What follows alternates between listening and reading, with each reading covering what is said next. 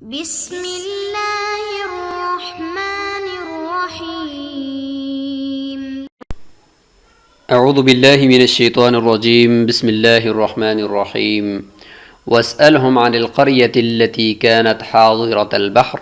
إذ يعدون في السبت إذ تأتيهم حيتانهم يوم سبتهم شرعا ويوم لا يسبتون لا تأتيهم كذلك نبلوهم بما كانوا يفسقون۔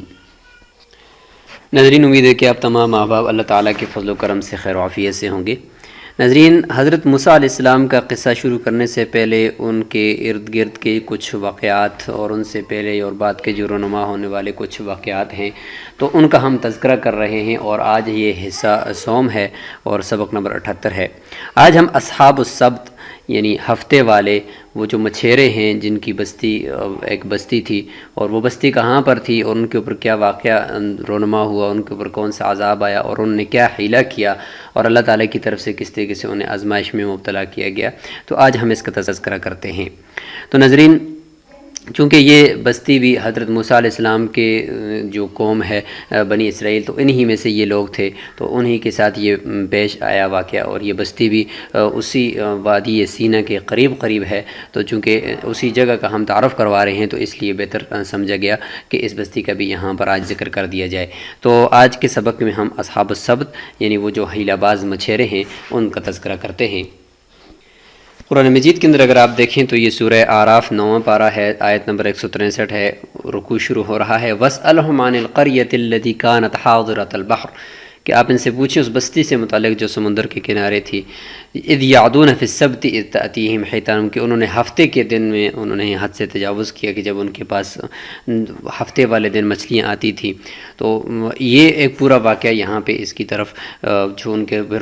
گروہ بن گئے تھے، اللہ تعالیٰ نے جن کو آزمایا، تو یہ اس میں تذکرہ ہے۔ تو ناظرین، کون نہیں جانتا کہ یہودیوں کے اس قصے سے متعلق قرآن مجید میں یہ تفصیل سے ذکر ہے، اور یہ بحر قلزم صحرائے سینا کے پاس جا کر یہ دو کھاڑیوں میں تقسیم ہو جاتا ہے۔ تو اس میں دائیں طرف مشرقی جانب والی جو کھاڑی ہے اس کو خلیج عقبہ کہتے ہیں، تو اس کے سرے پر یہ ایلا نامی بستی واقع ہے، تو اسی وجہ سے اس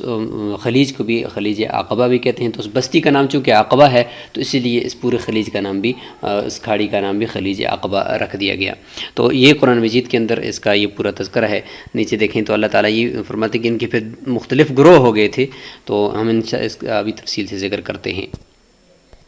اس بستی کو ایلات کا نام بھی دیا گیا ہے، ایلات، اور عملاً تو یہ اسرائیل کے قبضے میں ہے، جبکہ دائیں بائیں سے اردن اور مصر کی سرحدیں بھی اسے لگتی ہیں۔ یہاں پہ آپ دیکھ سکتے ہیں کہ صحرائے سینا اور اس کے ساتھ یہ ایلا نامی بستی خلیج عقبہ کے بالکل کونے میں،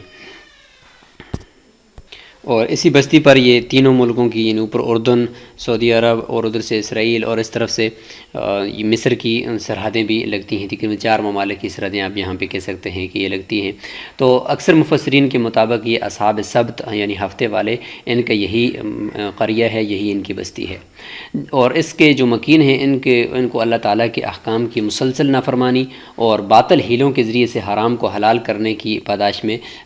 مسخ شدہ بندر بنا دیا گیا تھا۔ اللہ تعالیٰ نے فرمایا تھا کونوا قردۃ خاسئین۔ موجودہ زمانے کے جو یہودی پادری جو ہے وہ اچھی طرح جانتے ہیں کہ یہ جگہ مچھلیوں کی جو مچھیرے تھے ان کی یہ بستی ہے، اور ان کے آباء و اجداد میں سے وہ قوم یہاں رہتی تھی، اور ان کی احمقانہ حرکتوں اور احکام شرعیہ میں ناجائز ہیرہ سازیوں کی بدولت اسے رسوا کن انجام سے دوچار ہونا پڑا، اور جس کا تذکرہ یہودیوں کو بھی رہتی دنیا تک ان کو بھی یہ یاد رہے گا۔ تو یہ سب کے نزدیک یہاں پہ یہ ایلا نامی بستی موجود ہے۔ تو ناظرین، بعض مفسرین نے سورہ اعراف کی جو آیت نمبر ابھی ہم نے آپ کو 163 دکھائی، اس کی بعد چند جو آیتیں ہیں اس میں مذکور اس بستی کا جو محل وقوع مدین بتایا ہے، وہ جو مدین جو حضرت شعیب علیہ السلام کی قوم کے تذکرے میں ہم نے اس کا تذکرہ کیا تھا، تو بعض نے وہ بتایا ہے اور بعض نے بحیرہ طبریہ بھی بتایا، لیکن جمہور مفسرین کا جو رجحان ہے وہ اسی طرف ہے کہ یہ ایلا بستی یہی ہے جہاں یہ شرارت پسند لوگ تھے اور خواہش پرست لوگ تھے کہ جن کی ایک جماعت کو یہاں پہ آزمائش میں مبتلا کیا گیا۔ تو انسان پر جو آنے والی آزمائشیں ہوتی ہیں وہ ناظرین 2 طرح کی ہوتی ہیں۔ پہلی تو یہ ہے کہ یا وہ آدمی صالح ہوتا ہے، نیک ہوتا ہے، سلیم الفطرت ہوتا ہے، تو بیماری یا کسی اور امتحان کے بعد اس کو ترقی نصیب ہو جاتی ہے۔ دوسرے نمبر پر یا تو وہ بد کردار اور کج فطرت ہوتا ہے اور آزمائش میں ناکامی کے بعد اس پر اللہ تعالیٰ کی طرف سے حجت پوری ہو جاتی ہے اور اس امتحان میں پورا نہ اترنے کے بعد وہ عذاب الہی کا مستحق قرار دیا جاتا ہے۔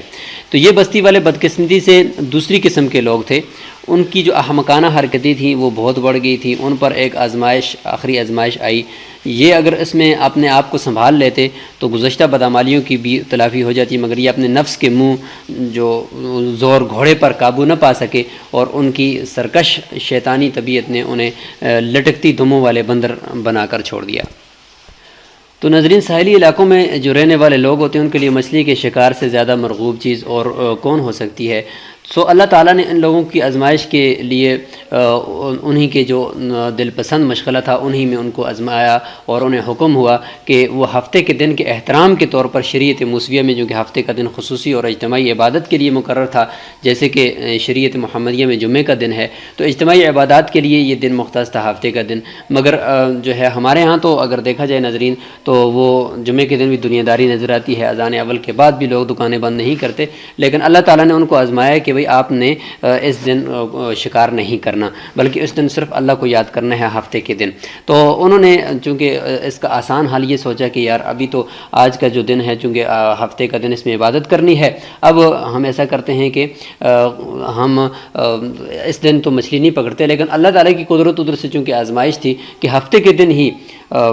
وہ مچھلیاں کنارے پر آ کر پانی سے سر نکال کر ان کو للچاتی تھی اور بقیہ دنوں میں کہیں اور چھپ جاتی تھی، تو ان سے یہ منظر دیکھ کر رہا نہ جاتا تھا۔ اب دوسری اقوام تو جاہل ہوتی تھی، وہ صاف صاف نافرمانی کرتی تھی، مگر یہودی بڑے پڑھے لکھے تھے، انہوں نے شراب پینے سے پہلے اس کا نیا نام سوچنے کی ٹھان لی تھی۔ جس طرح ہمارے یہاں جو بعض نام نہاد فلاسفر ہوتے ہیں، وہ ہیجان خیز جو موسیقی ہوتی ہے اس کے جو مختلف قسم کے تانے ہوتے ہیں اور روح پرورد کی اس کو بنا دیتے ہیں، کہتے ہیں کہ تو موسیقی جو ہے وہ روح کی غذا ہے۔ تو اس طریقے سے انہوں نے کچھ ہیلے بانے کیے ہفتے کے دن میں، اور اس میں سے ایک ہیلا یہ تھا کہ سمندر سے چھوٹی چھوٹی نہریں نکالی اور ان نہروں کو کھود کر انہیں ایک بڑے حوض میں ملا دیا۔ ہفتے کے دن مچھلیاں اس میں آ جاتی تھی اور یہ ان کی واپسی کا راستہ بند کر دیتے تھے، پورا ہفتہ چٹخارے سے وہ مچھلیاں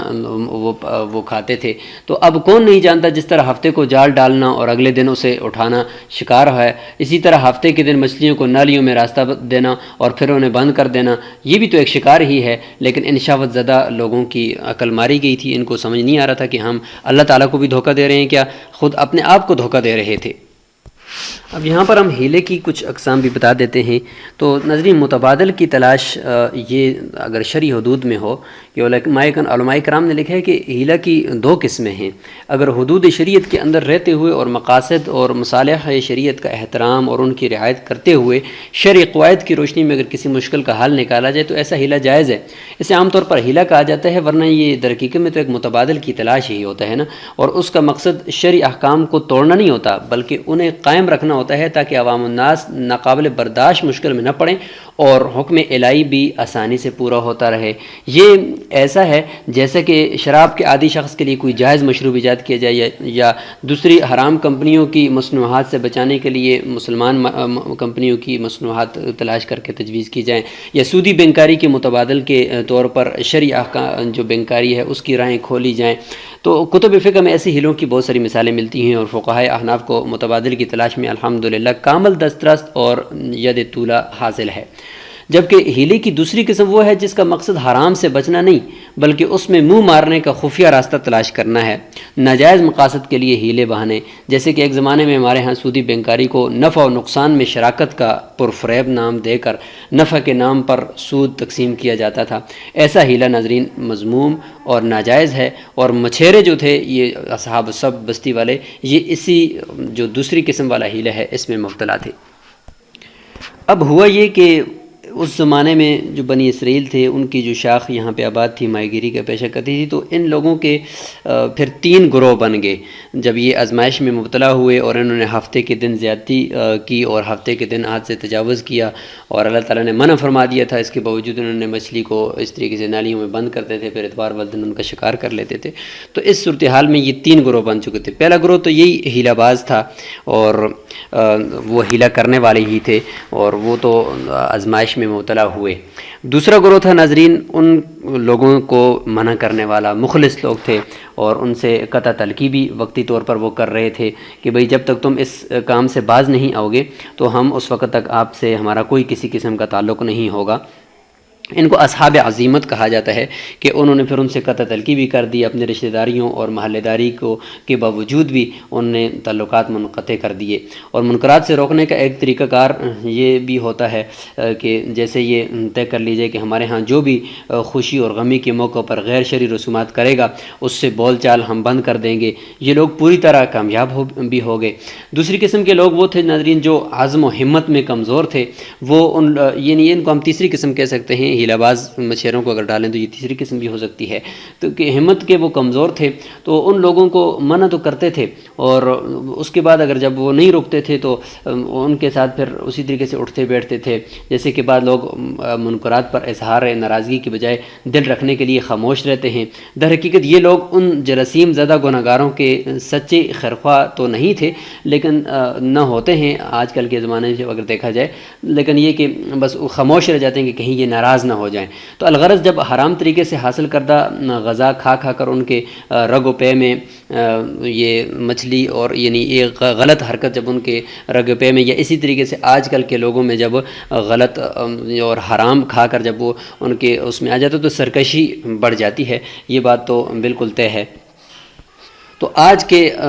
جو زمانہ ہے، آج کا جو ماحول ہے، معاشرہ ہے، آپ اس کو اسی پہ منطبق کر سکتے ہیں کہ ہم لوگ احکام شرعیہ کو توڑنے میں کیا کیا ہیلے کرتے ہیں، کون کون سے ہیلے وہ ہیں جو ہمارے معاشرے میں نہیں پائے جاتے۔ ان مچھروں سے بڑھ کر ہمارے معاشرے میں علامہ والحفیظ یہاں پہ کچھ ہیلہ باز آج بھی موجود ہیں۔ یہ الگ بات ہے کہ حضور صلی اللہ علیہ وسلم کی دعاؤں کی برکت سے اجتماعی جو عذاب ہے وہ اس امت کے اوپر نہیں آ رہا۔ تو قصہ مختصر، یہ جو یہودی بسیار خور یہودی یعنی جنہوں نے یہ کام کیا، جب یہ صبح اٹھے تو ان کی جو شکلیں تھیں وہ مسخ ہو کر بندر ہو چکی تھیں۔ تو بندر چونکہ بہت لالچی بھی ہوتا ہے اور شرارتی جانور ہے، اور تو یہ بھی لالچی اور ہیلہ باز تھے، تو کچھ دن کے بعد پھر یہ مر گئے اور ختم ہو گئے۔ موجودہ جو نسل ان بندروں کی نہیں ہے، وہ پہلے سے چلی آ رہی ہے، وہ اس زمانے میں بھی جو آج کے بندر ہیں وہ اس زمانے میں بھی تھے۔ تو یہ جو بندر ہیں، یہ جو بندر بن گئے تھے، یہ 2-3 دن تک رہے تھے، اس کے بعد یہ لوگ ختم ہو گئے تھے۔ آج کو جو یہ ڈارون کا جو نظریہ ہے کہ یہ جو انسان ہے یہ اسی جو آج کے جو بندر ہیں انہی بندروں جن کا یہ اصحاب السبت کے جو بچے کھچے جو نسل ہے اس کی اولاد ہیں، تو یہ بات ٹھیک نہیں ہے ناظرین، یہ بات بالکل غلط ہے۔ یہ لوگ 3 دن کے بعد پھر فوت ہو گئے تھے بندر بننے کے بعد۔ یہ جو آج کے جو بندر ہیں یہ اس وقت بھی موجود تھے، جب سے اللہ تعالیٰ نے بندروں کی نسل کو پیدا کیا ہے اس وقت سے بھی یہ بندر موجود تھے۔ تو ناظرین، ان ہیلہ باز مچھیروں کی بستی سے متعلق آج ہم نے آپ کے سامنے کچھ باتیں رکھیں۔ یہ سیٹلائٹ سے ان کی بستی کی لی گئی تصویر ہے، تو انشاءاللہ اگلے اسباق کے اندر مزید از موسیٰ علیہ السلام کے جو واقعہ ہے اس سے متعلق، اس سے ریلیٹڈ جتنے بھی کچھ واقعات ہیں انشاءاللہ وہ ہم لے کر حاضر ہوتے رہیں گے۔ السلام علیکم ورحمۃ اللہ وبرکاتہ۔